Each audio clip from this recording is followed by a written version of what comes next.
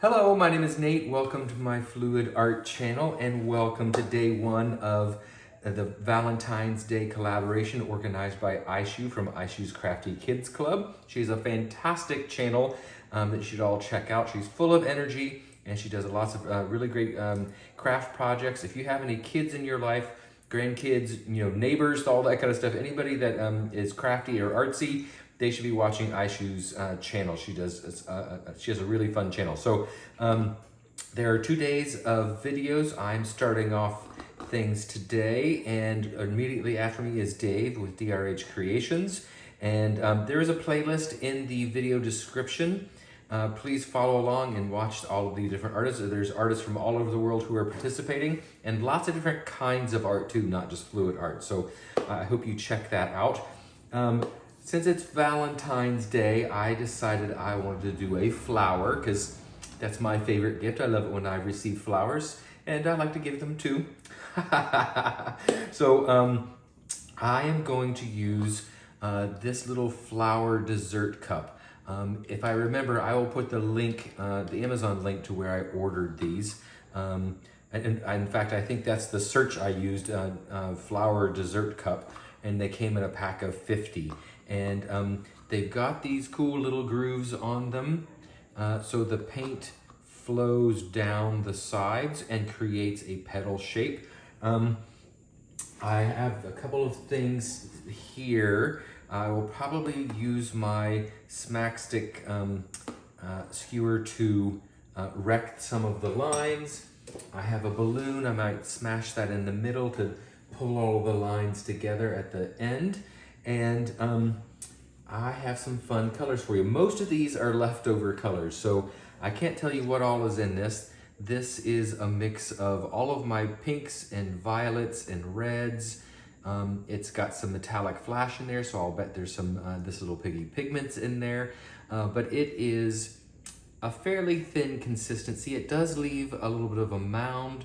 This is probably a 1.5 or a 2 on a scale from 1 to 5, with 1 being the thinnest. This is probably a 1.5 or a 2. I could Dutch pour with this, and in fact, I'm hoping there's a little bit of this left so I can use that in a Dutch pour. But this is table scrapings, all that kind of stuff. I have run that through my kitchen strainer to remove all of the, if there were any lumps or anything in that, so hopefully I don't end up having that problem. And then I have some Liquitex Basics, no, not Liquitex Basics, it's Liquitex Professional Heavy Body, and this is quinacridone blue violet. It's a really pretty purple color with a hint of red to it and blue. It will dry even darker than this in the painting, but it will provide some really good contrast with the other colors that I have. This is another mix of different colors. This is this little Piggy Persephone, and I have added in some Vallejo Pearl Medium, and I also added in some of this base coat color to give it a little bit more of a violet tint. I wanted it to be a nice transition from this color to this color. And then I'm using a really bright pink color. This is mostly quinacridone rose from Amsterdam, but there are a couple of other pinks in there.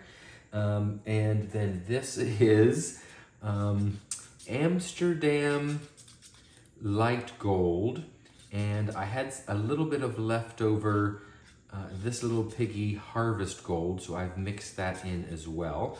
These paints are mixed so that they leave a mound on a mound on a mound, so they're very thick. I want my flower petals to hold their shape as I spin them out, so I want a thicker consistency.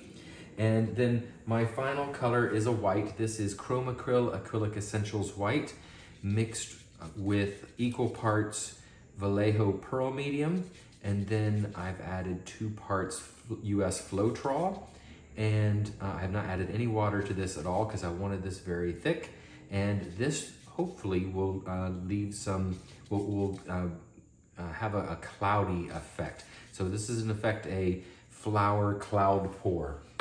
I'm going to put down my base coat after I layer my cup, and then I will use my string from corner to corner to find the center. And because this cup, it'll leave a subtle little indentation in the wet paint. And because this cup is transparent, I can find that exact center, and hopefully the flower design is evenly distributed on my canvas. Anything could happen, we shall see. But before we go through all of that, I'm going to layer my cup. And I just took them out of the order I was going to put them in. I think I was going to go like this. These two are metallic, so I want non-metallics on either side of them, and I want this cloud mix to mix with this deep violet, the color with the most contrast with that color, because it should have some beautiful effects. It should leave me some bolder cells, especially also next to this gold. It might leave me some bolder cells, and it'll have a beautiful clouding effect. So that is the order I'm gonna pour in. This is a 16-ounce cup, and this previously used canvas is 24 by 24. It's a very vibrant colored painting on here, so I've gone ahead and, just for safety's sake, I don't know if this, since I don't know what all is in here, I don't know how transparent it's going to be, so I went ahead and painted the sides with some quinacridone permanent red violet. There we go. So, all right, let's start with a little bit of white in the bottom, just enough to really cover up the bottom of the cup. Put in a little bit of gold. Whatever color goes in last is going to be the last color that ends up on the cup, so it will be the colors in the center or very close to the center. So white and gold, so I want a lighter center. And then I'm going to put this bright pink on top of it. And we'll use this pearlescent violet on top of that. And then the blue violet. Ooh, that's pretty. I always love the darker tones. Isn't that nice? Okay, so now we repeat. We put the cloud mix white on top of that. Don't need a lot, but I'm okay with that amount. Again with the gold on top of that. And then the bright pink.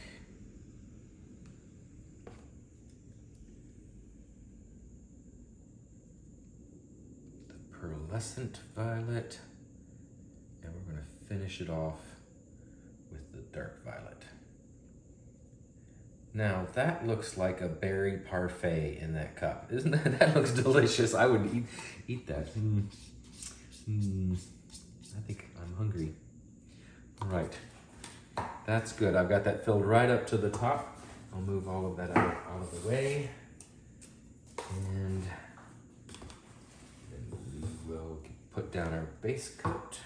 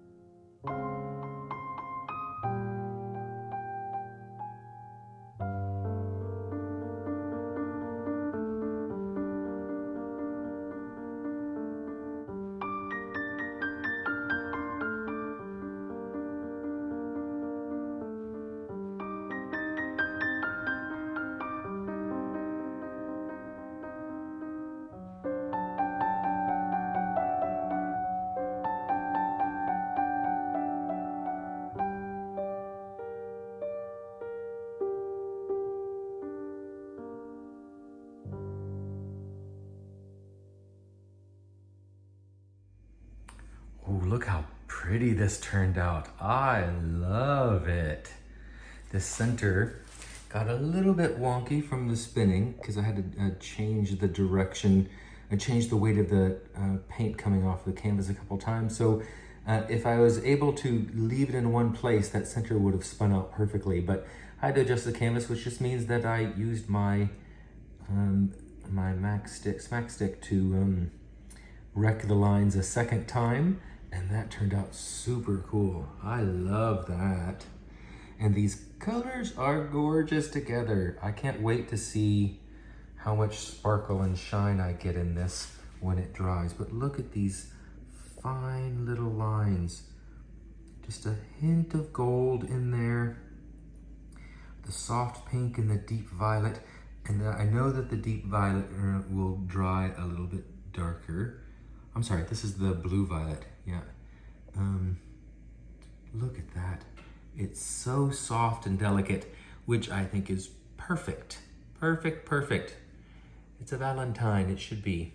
I almost wrecked the lines coming in where you see that dark line that comes into the center. I almost wrecked that in, but I really think that adds to the floral feel of it, that kind of rippled edge to the petals. Look at these lines and boulder cells through here. Beautiful. Ooh, I love it. That cloud mix is beautiful. The way it's so soft and the way it puffed up. There's a lot of air bubbles, but it doesn't bother me. Yeah, I'm very, very happy with this. I hope you like it too. So let's see if I can get dry results tomorrow. If not, then I will post some pictures of this to end off the video. So thank you very much for watching, and let's see if we can get a dry result.